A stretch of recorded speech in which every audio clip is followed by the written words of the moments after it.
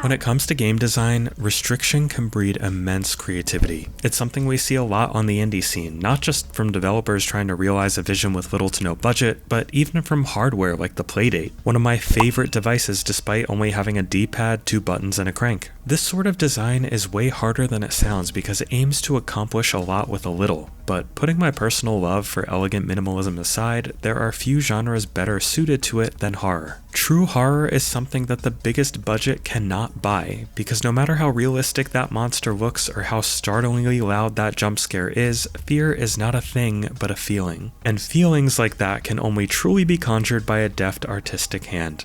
Make that artistic hand one single developer named Mike Klubnika, and you have some messed up short-form minimalist horror in the form of Buckshot Roulette, and now, by extension, S.p.l.i.t. While I've spent the last few years enjoying short 1 to 3 hour long horror games like Iron Lung, Mothered, The Mortuary Assistant, and Mouthwashing, I've found that for me, even the most enjoyable ones tend to fall into cliches or outstay their welcome. But while Buckshot Roulette could be finished in half an hour, it was an incredibly effective half hour full of absolute dread despite nothing jumping out at you and gameplay that stayed compelling from start to finish. Even ignoring the excellent multiplayer mode that came out as free DLC, the brief but immersive experience alone was worth more than the asking price of $3. With S.p.l.i.t, Mike Klubnika is back for another short minimalist horror proposition taking place almost entirely on a computer terminal as you and your hacking team attempt to gain root access into what's only described on the Steam page as an unethical superstructure. There's a weird cosmic horror tinted energy to the whole affair, and with a significantly greater focus on plot than its spiritual predecessor, you are not going to want to miss this.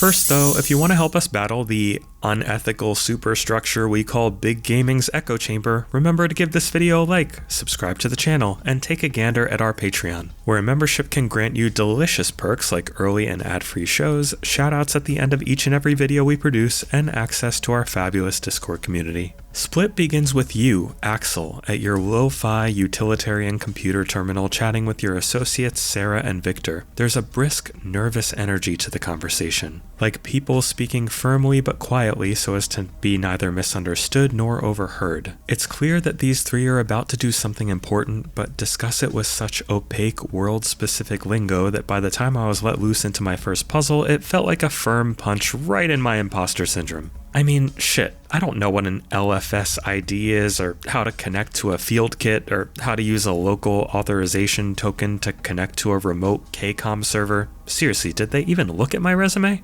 And yet, I figured it out. The terminal interface is a deliberately basic command prompt that will force you to learn the rules to navigate its interface and complete your objectives. These objectives are not neatly spelled out for you on the game's UI though. They're buried in the chats between you, Sarah, and Victor, and through their messages force you to learn what it is that you have to do. I spent a lot of time reading through the chat log and cross-referencing it with what I was seeing in the command prompt, and with just a little bit of curious exploration through its options, pieces of the puzzle would slowly but naturally come into focus. There's a very organic feel to the difficulty curve here where it's tough enough to really make you feel like a hacker when you figure something out, but easy enough to never get stuck and have everything feel exceptionally logical. Hacking puzzles are the bulk of the gameplay that S.p.l.i.t has on offer and are supplemented only by cinematic sequences that will require you to type in thoughts that are sprawled in big letters across the screen. There's nothing meant to challenge in these parts, rather they're just gently interactive enough to make you feel complicit in the events that follow. Mike Klubnika has a style about his work that I hugely appreciate. S.p.l.i.t lasted me just under an hour and not a single moment felt wasted. Even with much of the game taking place on a computer terminal, tension steadily builds with the eerie, industrial, inhuman feeling soundtrack and the gloomy, low-fidelity visual style. The world presents as a tense and terrifying mystery without much in the way of concrete conclusions, but just enough morsels of lore to let your imagination cringe if you dare to fill in the blanks. In my opinion, there's only so much more that high-quality horror can aspire to be beyond that. When all the tension finally pays off, a deeply unsettling final sequence plays out and goes to one of two endings depending on your preference. What's awesome about this is that once you roll credits on the first ending, hitting continue on the main menu will take you back right before the key decision point to get to that ending, allowing you to immediately see the other without forcing you to pointlessly replay the puzzles you've already solved. A couple pieces of advice though. First of all, when hacking, make sure to read any documentation given and don't be afraid to use the help prompt when you need to try a new approach. And second of all, you'll frequently be given numbers and codes you'll need to reference multiple times, so use the print function of the command prompt early and often to utilize what's more or less an in-game notepad. I started keeping a few physical notes before realizing this feature existed, so be less oblivious than I am. Overall, there's not a lot to criticize about Split. The quote-unquote bad ending leaves a little more to the imagination than I would have liked, and I so badly wanted to see more than it was willing to show me. I won't spoil anything though, and mostly this is just me whining that Split was so good that my biggest issue is wishing there was more of it. If you're tired of jump scares and want an experience that gets under your skin in ways that feel authentically earned, you can't afford to miss this one. This is a smart and scary experience that exemplifies the notion that in any form of art,